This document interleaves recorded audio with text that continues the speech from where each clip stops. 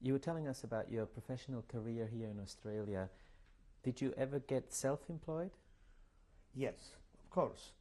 I was working in the beginning in factories here, textile factories. I was working also the last I was having actually, tell you, I was having in the beginning 3 jobs.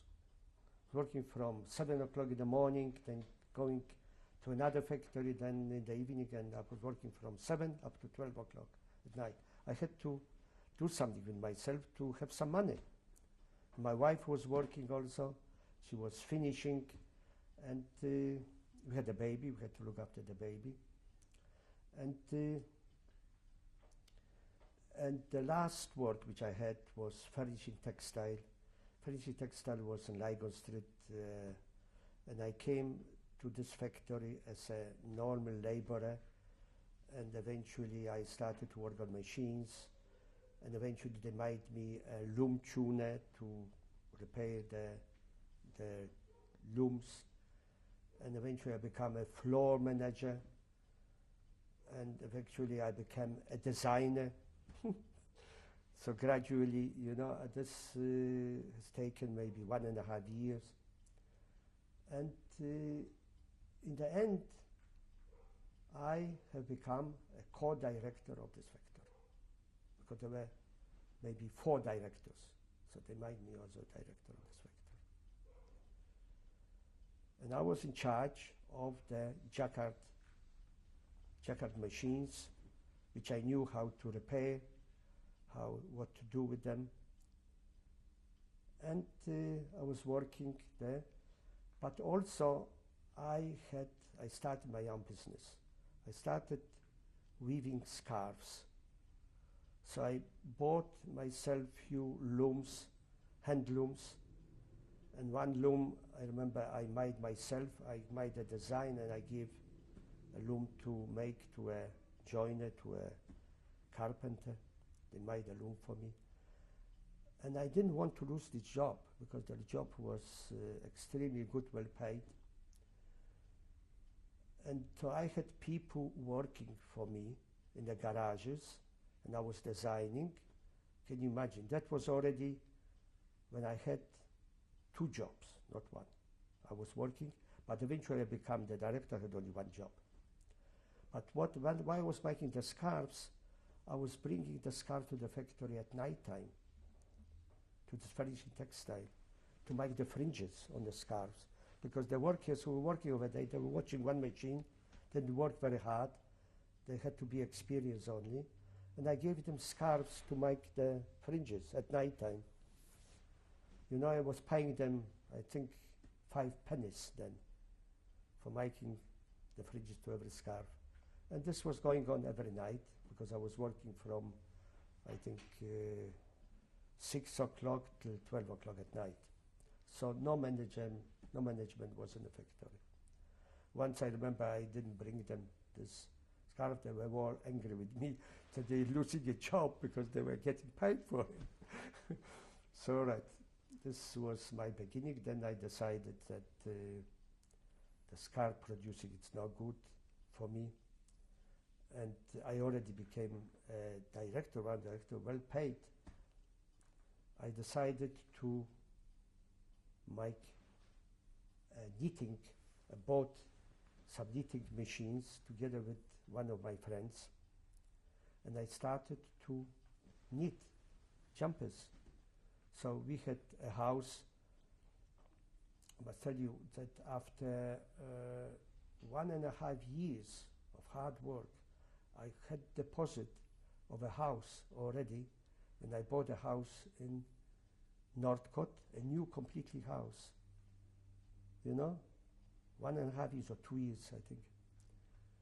And I bought this house. Of course, I got the money from the insurance company, the rest of the money, I paid the deposit. And I started to furnish. I bought beautiful furniture, carpet, lamps, and I was working on this job. Then I decided I'm doing the wrong thing here. I should not invest the money into that thing like carpets and furniture. I'm supposed to start my own business. So I sold the house. And I moved out to a house in West Brunswick where I was paying rent. It was a big house. I was paying rent, and I started a business myself. I bought a knitting machine, and my wife was finishing at home. I bought her an overlocker. She was overlocking, finishing. We had a bungalow in the back of the house. The house was very big, so I let out part of the house to somebody else. So the rent, which I was paying, they were paying actually, was costing me maybe a little bit only. You know, so it was very good. I didn't pay much rent because I was supported by the subtenant. And I started this way. I started a little factory, but I still had a job. I didn't want to lose this job. But eventually, I bought another machine. I have seen that it's no good to have a job, and I was already a director. So I said to the management of a day that I'm going to leave. They nearly collapsed. You have such a good job here, and you are leaving? That's impossible. Yes, I'm going to start my own business. So this was the beginning of the business, a knitting factory, textile factory, because actually I wanted to study here, to study again architecture, because I was studying architecture in Munich. But they told me to start, that I have to start from the beginning, and I couldn't. So I dropped the idea, and I started this factory. Eventually I left this factory where I was working, and I established my own factory. What's the name of the company? The company was Emporium Knitwear. Emporium Knitwear, I was working by myself, and my wife was helping, you know, working 24 hours. She was helping, and eventually I bought more machines, and I was increasing always the factory, always getting bigger and bigger. Eventually, about 10 years ago, I sold the factory. I said I can't run anymore for 27 years, 28 years. I sold the factory as a going concern, and we had about 90 people working already, 90, I know. And then when I sold this factory 10 years ago, I was happy to get rid of it, because I was exporting to America and so on, my goods which I was producing. So I decided to finish and to sell, and the guy who bought the factory was a young person, bought the factory. He was running, because he was working for 2 years in the factory. He knew the factory very well. He knew the factory very well. But he wasn't a businessman. So after 2 years, he went bankrupt. You know, and I didn't want, when I sold the factory, I didn't want to stay in Melbourne. I wanted to go away, because every morning I was going to the factory. Suddenly I was cut off, didn't know what to do myself. And I was nominated by the Australian Trade Department as an export consultant in New York, which I have taken the job, and I was living in New York for 1 year, and I was also teaching people from Australia how to export to America. It wasn't so easy. It was because people were thinking that that's what they're selling here in Melbourne or Australia, they can sell immediately in America. Wasn't the case. It was completely different. For the textile, they had to have different colors, different fashion, different things. And this has taken 1 year. I was teaching them. I was opening markets for them. I was working, I would say I was working hard, working about 4 hours a day, seeing buyers, opening markets for the people. And I was establishing contact with America and teaching them what to do, because I had experience, because I was exporting before also. That's why I was nominated to be export consultant. And it was a very good job, because I was getting paid from the people who wanted to export. I was getting paid $100 an hour, but they were getting paid back 70% from the government because this was a promotion and help to export, so on. So it was very good. I didn't have many because it was very difficult to introduce and to teach people to export to the other countries. I was telling them always 10% leave always for export. You have an open door, because when you get back in Australia, you got always an open door to go to America. And America was the greatest consumer market in the world, so you could sell. Depends also on the price and the quality of the. So that's what I was doing in America. What are your interests and hobbies today? Yeah, when I retired from business, my hobby was photography. I was doing photography, and I was doing anything because I went to a course of photography. I finished 2 courses, and I had also a diploma of photography. So I was doing extremely cheap. I was doing brochures, industrial photography, and I bought myself very expensive camera, which was a Rolleiflex with all the lenses. And eventually I got so much work that I couldn't cope. I take to help me a photographer here, and he was going with me to various places, companies and so on. For instance, I had board of directors to photograph, to make portraits. This is what I was doing, you know, but that was only a hobby. From hobby I have developed a business, and quite a successful business, but I didn't want it. I didn't want it to work hard. Because I had trouble. I had appointment, for instance, 9 o'clock with the board of directors. There were a lot of directors waiting for me, and I came nearly 10 o'clock because of the traffic. And they were, you know, starting to scream on me that this is not right, you know. So I dropped that idea, and I was doing photography in my own time. I had here in this room, I made a studio myself, and I was photographing especially children, which I liked to photograph. I made portraits of children and so on. But I dropped this idea too now. I'm doing video, I'm doing filming and things, but always connected with photography, renovating that is old pictures. I am refreshing them and making enlargements and so on. This is what I'm doing now. But this is one of the hobbies, but I got a lot of hobbies, a lot of interest. Tell us briefly about them. Yeah, for instance, I attended all lectures at the university.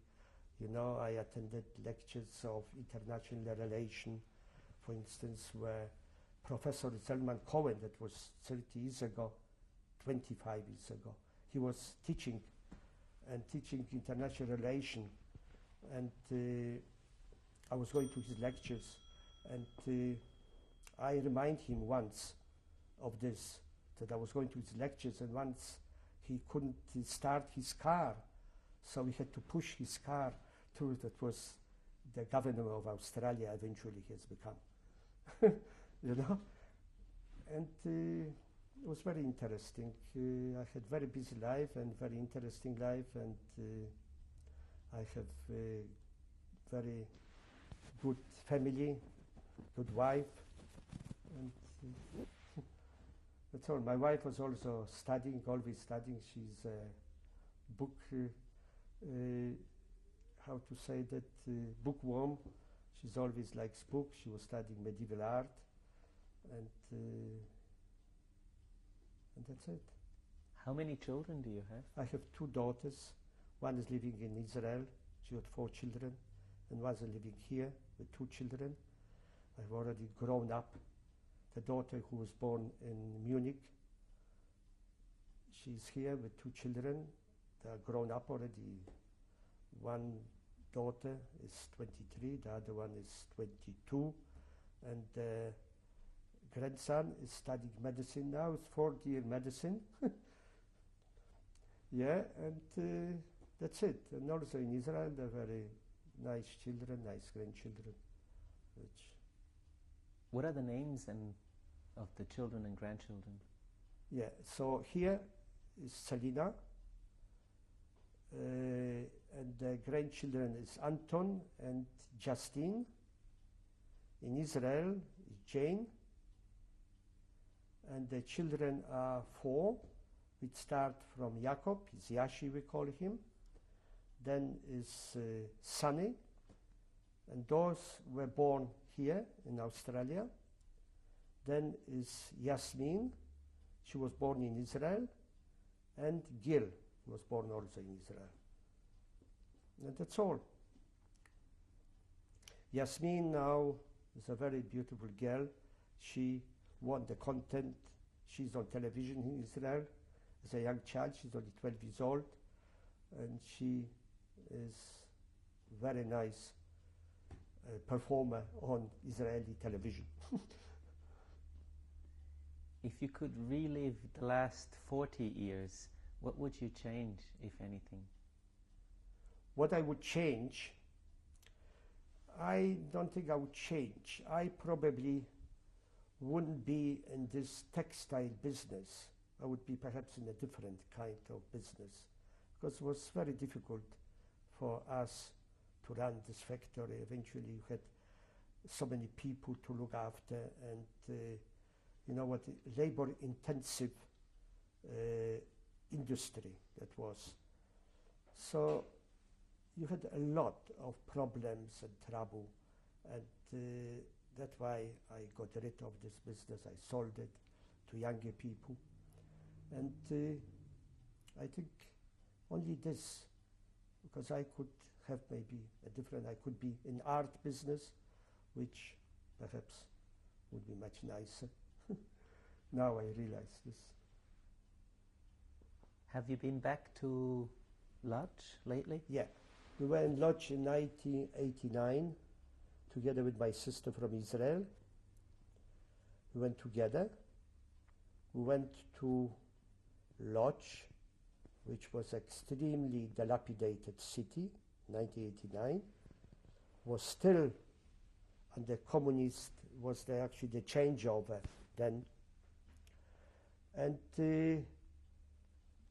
we were really seeing what was happening in Lodz. And I was asking a question, how could I live now in this country, in those conditions, if the war would be on?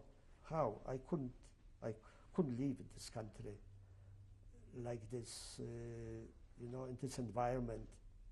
And I went also to ghetto to see how the ghetto looks like.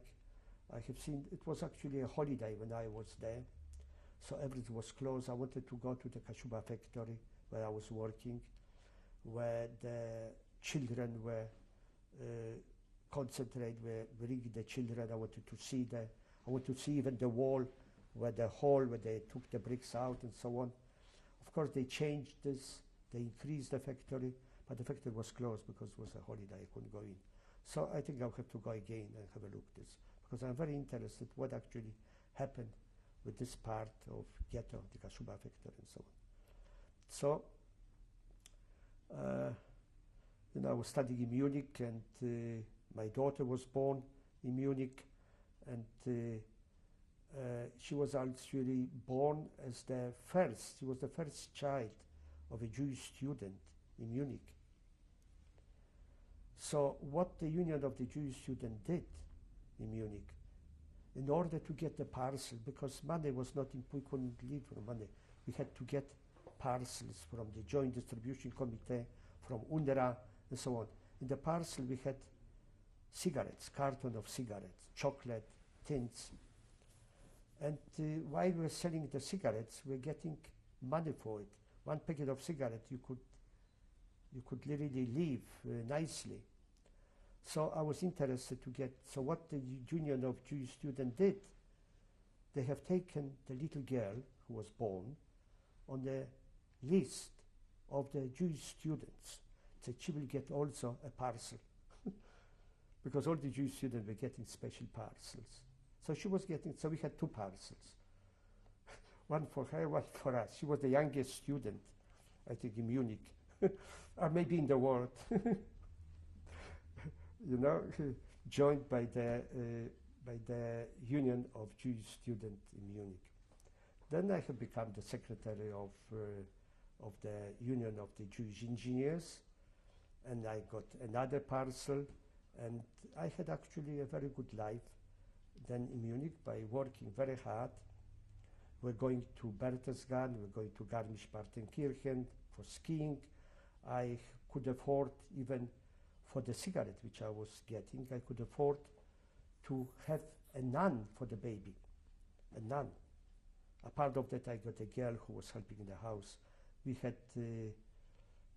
were living in Holbeinstrasse in Munich. There was, I think, after Nazi house. I got it from the university. And so for the cigarettes, we could get everything in Munich in those times. You know, we sell the cigarette was very scarce. And so my wife had a nun for that baby who was looking after her. She was going with a beautiful pram, always for a walk with her. And that was it. But I didn't tell you about our marriage. You know, when we left Lodz, do you want to listen to that? Yeah? When we left Lodz, I supposed to leave Lodz 6 o'clock in the morning. So one day before that, I went to the auntie where Marisha was living. She was not my wife yet. She was living over there. And I wanted to say goodbye. And so she asked me, you going? With whom you going? So we're going, my sister is going, my cousin is going, and also other people, and Marisha is going too. Because we had false passport. They made us false passport because was not allowed to leave Poland in those times, you know. So we had false passport as Greeks. We had the Greek passports.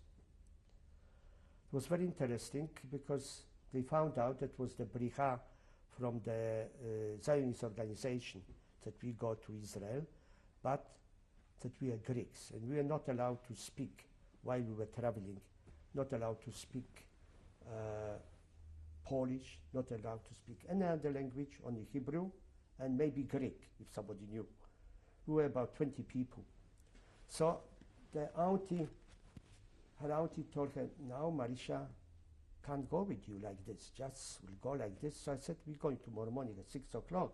We got already the Greek passport and so on.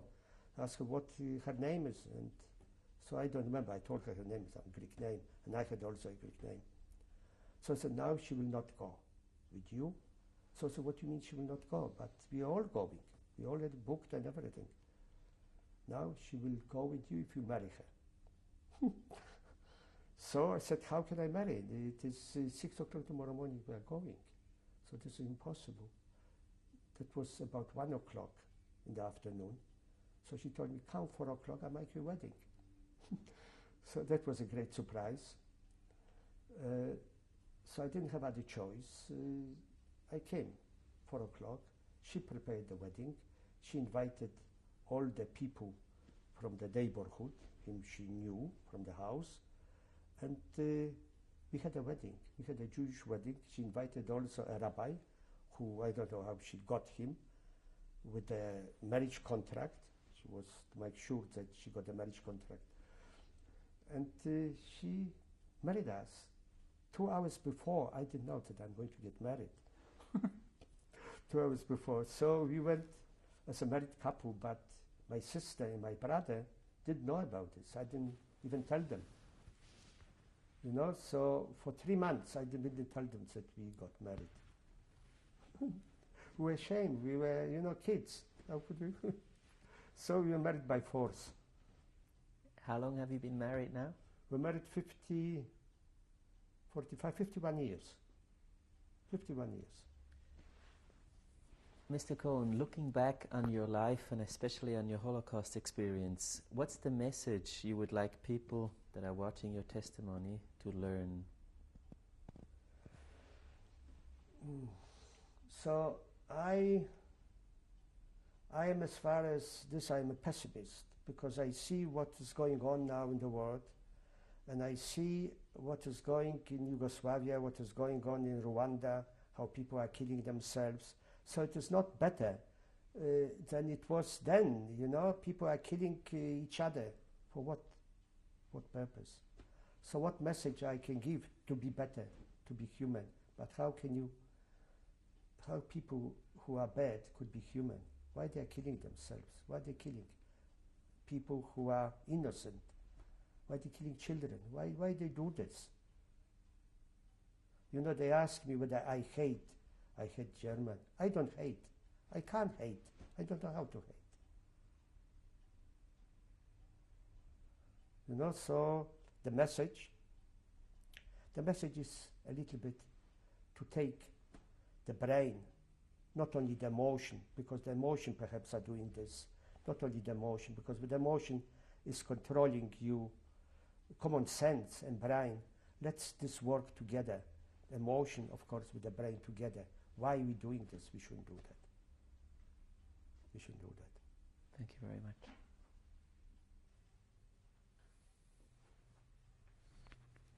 Yeah, so this is a picture which is made in Ghetto Lodge. You can see the David stars on some of them, and I am standing on the third from left, and next to me is my brother Sevek, and this was the students who finished the school in 1939, all from my class, except there are some parents and father there. What year is it taken? I think it is 1941 in Ghetto Lodge. How did the picture survive? I got it from somebody who had the picture. I really can't remember how I got this picture, but this is the only picture I have. Yeah, this is my brother Zygmunt, who was shot and killed by the Gestapo in Częstochowa in 1941 or 2. I can't tell you the exact date. And his wife and the little baby survived. The baby now is about 50 years old. It is in, he lives in Orlando, America. His wife passed away, and he's a very successful architect now over there, together with his 2 children and a wife, grown-up children. What is the survivor's name? It is David Kohn, the same name as mine, because this was my brother. And that's all, David Kohn. He's an architect in Orlando. Now I think he's in Miami. But this is his father. When is this picture taken? The picture was taken sometime before the war. And how I got this picture, I really don't know. I think from his son. This is a ring which I made in Friedland. And I was making rings out of aluminium. Was not so easy. It is engraved, 1945, Friedland. And I made few rings like this and selling them to the Ukrainians or to Germans for a piece of bread. What's this? This is a picture of myself and Marisha. She wasn't my wife yet. We just arrived from Friedland to Lodz. And this is in Lodz in 1945 in the beginning. Maybe this would be July or August 1945. Those are the Jewish engineers in Germany, where I was the secretary of the Union of Jewish Engineers. We went then to Berchtesgaden, and we are standing here on the top of the terrace of Hitler. The building was bombarded, but the terrace was left. And all people here are diploma engineers, which were practicing actually in Germany. Eventually they were sent to Israel. What did it mean to you to stand on this place? Yeah, so I could imagine, because there were also bunkers underneath and tunnels where Hitler was communicating with Goering. This was still standing here, but the terrace, can you imagine Hitler here with Eva Braun, and you know that we are standing now after the liberation, and Hitler would turn in his grave to see us being here. Yes, this is a Union of Jewish Students card where I was belonging, and this is that I belong to the Union of Jewish Students. You see, Mitgliedschaft, Ausweis, number 262. What year? That was from 1945 to 1948, end of 48. Who's this? This is Marisha, my wife, and myself in Munich in 1946. We're looking like this. This was already when we arrived in Munich, we were married. And then our first baby was born there. We had already a baby here. This is also in Germany, where we were hiking, visiting all the country towns, and I was dressed as a German. They were thinking that we are. And we were just going from one country town to another country town to find out how Germany looks like after the war. That was something like, I think, 1945, 46. How did Germany look like then? Then Germany actually after the war was very poor, you know, was bad, and we were looking mostly, also being in Munich, we were looking for food, you know, a shortage of food. Yeah. How were the civilians behaving towards you if they knew you were Jewish? Yes, all depends. Some were behaving very nice, and some were behaving very bad. I remember, you know, they didn't know that we are Jewish, and was a Jew walking in front of us, and I have seen the guy who was taking like a knife, sticking into the other person. So this gives you an indication what kind of people were. They were quite good people. So my wife, for instance, had a very good friend, a German friend. When we left Munich, for instance, for Australia, so she suggested to buy everything. She wanted to buy everything from us because we were giving away. So she wanted to pay us money for everything she was taking because she didn't need it. She only wanted us to give money. And she's still a good friend of my wife. You know, this woman now, she's an elderly woman, because then she was a very young woman, same like my wife. What did they tell you about their guilt, their collective guilt? They didn't tell about the guilt at all. They said that yeah, some people which were meeting, oh, we were from Austria, we are not from Germany, you know, so they wanted to wipe out everything. But, you know, it was no good to speak about the guilt to the German people then, because everybody will deny, you know, it's no good. Some people were admitting to the guilt, which were very honest people, but most of them, they didn't admit. But, you know, we were at the university at the Munich Technische Hochschule. There were a lot of German, there were not, majority was German. So we were good friends with some of them, you know, some of them, not all of them, but some of them. And here we are. So some people are good, some people are bad. So we don't know. We don't know what the parents of those people were done, or those people who were at the university. Because mostly they were younger people than us, because I was already older, you know, being at the University in Munich.